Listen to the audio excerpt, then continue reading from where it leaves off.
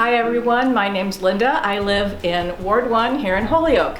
And today I am with Yoni Glogower. Yoni is the head of conservation and sustainability for the city of Holyoke. Welcome Yoni, and thanks for talking to us today. Hi Linda. I'd like to ask you a few questions. The first one is, why would people contact your office? Yeah, so my office houses the Holyoke Conservation Commission.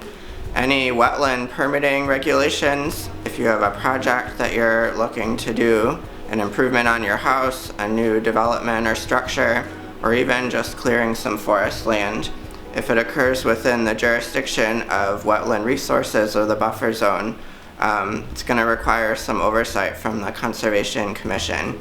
So definitely come talk to me about your ideas, and I can help direct you to the correct permitting pathway. Okay, great. And what about trees? Do you have anything to do with trees? Yeah. So half of the office, it deals with wetland permitting and enforcement under the Wetlands Protection Act.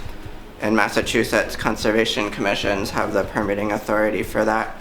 But this office also works on aspirational projects related to sustainability initiatives and making this a more livable city.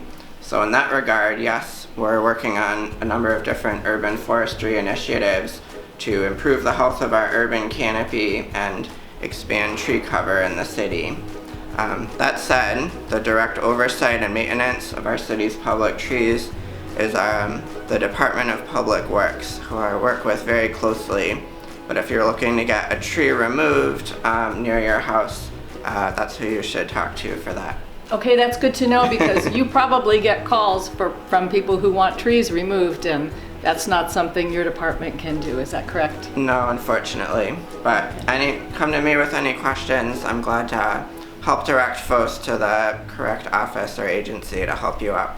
Well, if people want to get in touch with you, Yoni, what's the best way to do that? So go to holyoke.org/department/conservation. All the information I'm talking about here is on the website, and there's also contact information for my office phone and email address. Or you can come up here to the City Hall Annex and come say hi.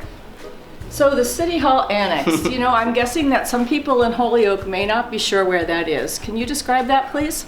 Definitely. So from the main City Hall building at 536 Dwight Street, there's that parking structure. If you head towards the back of the City Hall building across Korean Veterans Plaza, that's the brick walkway between our buildings, you'll come to the City Hall Annex. It's right down the stairs on the opposite end of the parking lot that you come in for. So it's not directly on High Street, but it's kind of tucked away. Exactly. Okay, great. So in addition to coming into your office or emailing, are there any other ways that people should get a hold of you, especially people who may not speak English?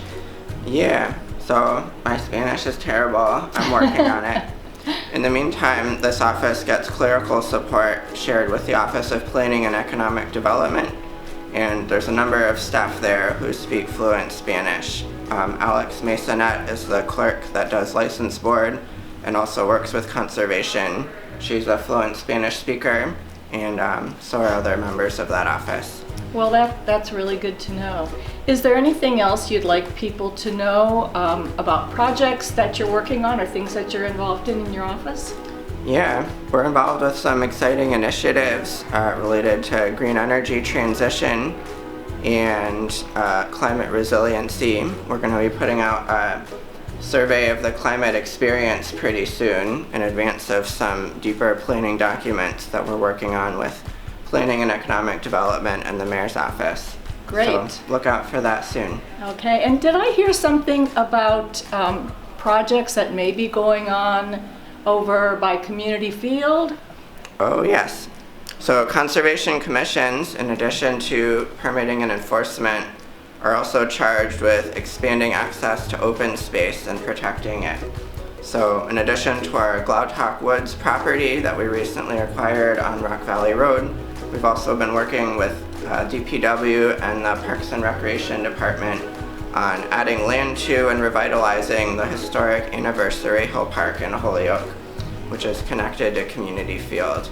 That'll be great. I noticed you have this white thing on your window. What is that? Oh yeah, this is an air quality monitor. My office and the City of Holyoke are working with the Public Health Institute of Western Mass and researchers at Yale University and other neighboring communities on a networking project to monitor air quality in the Connecticut River Valley in our region. So this is taking readings of particulate matter, so all the tiny dust particles that are in the air.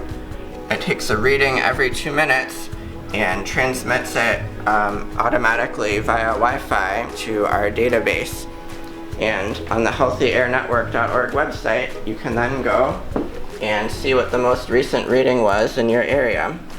So we're gonna zoom in on Holyoke and see what the air quality is. It's pretty good today, air quality index of 6.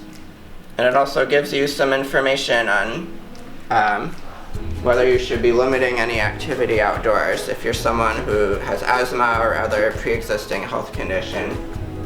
So the goal is for this to be a tool for our residents to see what's going on with the air quality and help make healthy choices for themselves. And is this unit here in your office the only one in the city? No, we have 11 units. I forgot the number because we've added a few. We have a number of them at resident homes and also at a number of the public schools and Holyoke Community College and some participating businesses. Great. So we can get a very detailed view of which parts of Holyoke are experiencing air quality in different ways. That's really interesting because we have such a problem with asthma here in the city. So Yeah. That's good to know. Thanks, Yoni.